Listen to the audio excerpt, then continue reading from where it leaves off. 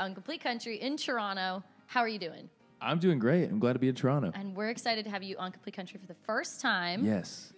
But you're not a stranger to the country music industry. This is not a new thing for you. It's been a slow but steady introduction. How about that? I like that. That's good. And it's kind of cool. So you're here for the new Hot Nashville Showcase. Yeah. What's it like to you to get to come, across the border to Toronto and kind of bring your music and showcase it to people that maybe haven't heard of you or heard your stuff before? Sure. It's awesome because, for one, I feel like I've got a good connection to Canada. I have a lot of Canadian friends in Nashville. Kelly Archer, one of my favorite co-writers, Lindsay L., Megan Patrick, Taybay. You're kind of a Canadian. I'm like almost Canadian by osmosis. But it's awesome to be here. I've visited Toronto before, but this is the first time I get to come and play. And so I really look forward tonight and get to put on a good show. Awesome. So you have written for some pretty cool people, I feel like. Yeah, cool people, Yeah, for sure. very cool people. So How Not To, Dan and Shay, number one. Justin Moore's Somebody Else Will, another hot song. Yeah. What's it like to you? I mean, you write these songs, you go to Nashville, and then to have them record it and get that big. Yeah, that's the dream. I moved to Nashville, and before that, like, making music as a career was kind of a pipe dream because I never saw anybody do that. Actually, like, because kind of grew up in small towns and Arkansas, correct? Arkansas right. and Mississippi. I did a lot of my growing up in a town called Corinth, Mississippi. Okay. But Arkansas's home. That's where my family's from. But I'd never seen somebody do that. So just get to move to Nashville and get to make music as a career. That was kind of a banner achievement. And then to have those songs get picked up and recorded and turn into number one songs, that's even like an incredible icing on an already amazing cake. Coming. No, not at all. And Rockin All Night Long is the first one out, which I love. Thank you. So good. But I'm sure you have like an insane amount of songs that you have to choose from. How do you pick that one to come out first? Rockin All Night Long, I feel like is a great introduction for me as a storyteller, as a songwriter, but also vocally. I love to sing that song, and even more than that, it's like a personal song. Yeah. Like it's not just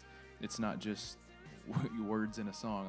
Like that's my story when I was and it's kind of everybody's story. When you're young, you're chasing a good time, you're chasing a party, you're chasing pretty girls, and then as you grow up, like those kind of moments that you live for, they kind of change a little bit, and so that's sort of what the song's about. I tell people it's about the moments that are too good to sleep on, I like that. And it's one of those ones too where you hear the title of it and you think, okay, this is going to be like a it's going to be a beer and tailgates kind of country song. Yeah, you do. Yeah. But then because of the way it starts, you make yourself really listen to the lyrics, which I think is what you want to come out of that. Yeah, because I've always been a lyrics first guy. Right. Like what does a song say? And so I think that's another reason why this song was really important for me to get to put out first. And then how do you choose, because you, of course, are a songwriter as well, so how do you say, okay, this one I want to keep for myself, this one maybe I'll give away to somebody else? Is it hard to kind of choose what you allow to go out away from your career? Sometimes you really feel strongly that a song is uniquely you, and that's how I feel about a lot of these songs that are on my record.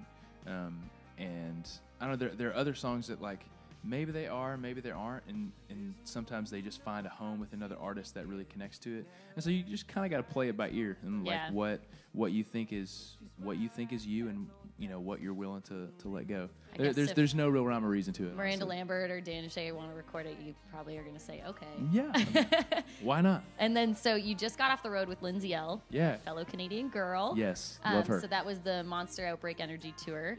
Yep. What was that like, getting to kind of your first showcase of really being your own artist and putting your music out there? Yeah, it was awesome. And Lindsay's been a great friend of mine for the last, I don't know, four or so years since we started writing together. But yeah, it was awesome just getting to be on the road with her. I feel like I just learned a little bit about like the nuts and bolts of touring, and I'm still kind of getting used to that. And so it was good to kind of get my feet wet with somebody I know and somebody I like a lot, and it's good to be in that kind of situation. And then talking about touring, because it is a little different for you getting out on the road. Is it hard for you to get into that now that you have a beautiful girl at home and a beautiful wife at home? Yeah, it's hard being gone, but like everybody has families. Everybody has stuff at home, and like I miss them when I'm gone. But it's like makes it that much better when you go back. Yeah, it makes that much better when we go back. But I'm trying I'm trying to send my kid to college, and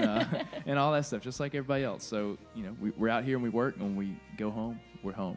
Awesome. Well, we cannot wait to hear more from you. Thank you so much. Thank you. Adam Hambrick on Complete Country.